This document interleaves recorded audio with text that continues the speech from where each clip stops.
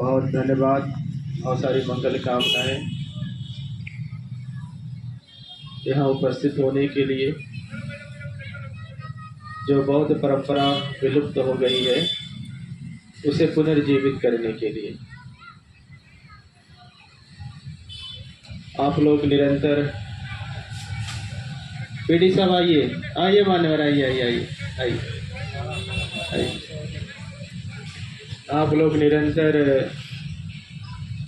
इस DLW में, DLW के इस परिसर में अपनी संस्कृति और अपना संस्कार दोनों को समृद्ध कर रहे हैं। यहाँ पर लगभग प्रत्येक माह आप बैठक करते हैं। बैठक के साथ साथ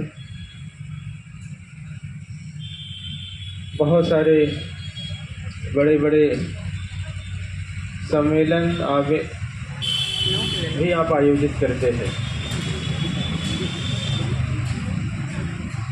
उसी क्रम में इस वर्ष आप लोग चीवरदान, कठिन चीवरदान की परंपरा को पुनर्जीवित कर रहे हैं। बहुत सारे लोगों को मन में है कि कठिन चीवरदान क्या होता है, कठिन दान क्या होता है। मुझे लगता है कि आप लोगों के भी मन में प्रश्न होगा कि कठिन चीवरदान क्या। चीवरदान तो आप लोगों ने सुना था, लेकिन कठिन चीवरदान क्या है, ये कैसे होता है, इसके बारे में मैं आप लोगों को बहुत संक्षिप्त बताऊं। अभी आषाढ़ी पूर्णिमा को हम लोग धम्मचारिका किए थे। आषाढ़ी पूर्णिमा के अवसर पर हम लोग लगभग 300 भंते लोग आपके इस DLW में भी आए थे, रात विश्राम करे थे। और आप लोगों ने भिक्षु संघ के भोजन आदि उनके धम्म देशनाओं का प्रबंधन किया था, और ये दूसरी बार किया था। आषाढ़ी पूर्णिमा से भिक्षु संघ का वर्षावास शुरू होता है। भगवान बुद्ध के समय में इस तरह की सुविधाएं नहीं थी, इस तरह की सड़कें नहीं थी, बहुत सारे आवागमन के साधन नहीं थे। आम जनता रथ से, घोड़े से, हाथी से, इन्हीं सबसे सवारी किया करती थी। भगवान बुद्ध ने भिक्षु संघ की स्थापना की और भगवान ने भिक्षु संघ से कहा कि इसी सारनाथ में कहा कि चारिका करिए, चलते रहिए, विचरण करिए, लोगों को श्रेष्ठ धर्म का उपदेश करिए। भिक्षु संघ चारिका करता था, जगह जगह जाता था, उपदेश करता था। लेकिन जब बरसात प्रारंभ हो जाता था तो आने जाने में दिक्कतें होने लगी थी। जगह जगह पानी भर जाता था।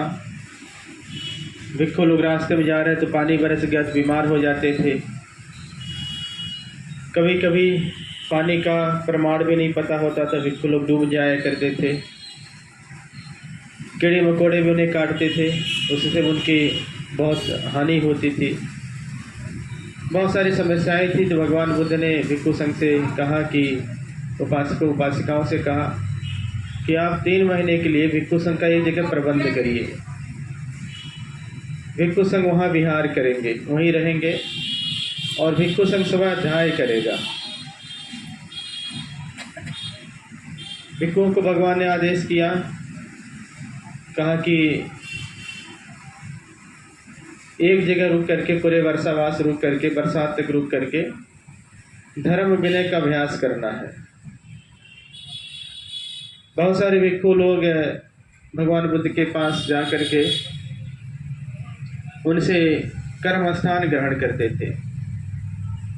भगवान बुद्ध से धर्म साधना का मार्ग पूछते थे। भगवान बुद्ध को धर्म साधना का मार्ग देते थे। तो बहुत सारे भिक्षु संकल्प लेते थे कि हम 3 महीने के अंदर अपना राग द्वेष मोह समाप्त करके अरहंत होंगे। कुछ लोग संकल्प लेते थे कि हम 3 महीने में हम किसी ग्रंथ को याद कर जाएंगे। कुछ लोग संकल्प लेते थे कि हम 3 महीने, उपासक उपासिका भी संकल्प लेते थे कि हम 3 महीने जो है बिहार में जो भिक्षु लोग हैं उनकी सेवा करेंगे, उनको भोजन करेंगे, उनके लिए आवास बनाएंगे। तो भिक्षु संघ 3 महीने जो ध्यान करने वाले लोग ध्यान करते थे, ध्यान के मार्ग पे चल करके अपनी उपलब्धि प्राप्त करते थे। जो ध्यान के मार्ग पे नहीं जाते थे वो सूत्रों को याद करते थे, सूत्रों को समझते थे, ग्रंथ याद करते थे। तो हर एरिया में बुद्ध विहार होते थे, हर एरिया वर्षावास होता था। वर्षावास जब समाप्त हो जाता था तो उस एरिया में ये देखा जाता था किस भिक्षु ने कितना बड़ा संकल्प लिया है और किस भिक्षु ने अपने संकल्पों को पूरा किया है। तो उस क्षेत्र के जो सबसे बड़े संकल्प लेने वाले भिक्षु लोग होते थे, जब उनका संकल्प पूरा होता था तो उनको जो है पूरा नगर भ्रमण कराया जाता था और उनके उपासक उपासिका जो उनके दायक लोग होते थे उनको भी उनके साथ साथ रखा जाता था कि देखिए ये भिक्षु हैं, ये अपने संकल्पों में सबसे अच्छा इन्होंने उसको पूरा किया संकल्पों को, और इनके उपासक उपासिका हैं, इनको इनके संकल्प को पूरा करने के लिए मदद किया है। तो इस तरह से एक तरह से कहा जाए वो अध्ययन और ध्यान का समय होता था भिक्षुओं के, और वो कठिन समय होता था। 3 महीने के बाद जब वो भिक्षु लोग उस गांव को छोड़कर, उस विहार को छोड़कर के जब कहीं जाना होता था तो उपासक उपासिकाएं मिल करके उस क्षेत्र के उनकी विदाई करते थे भिक्षु संघ की। और भिक्षु संघ को जो चीवर दान उस समय होता था उसको कठिन चीवर दान कहा गया। वो जो है अश्वनी पूर्णिमा से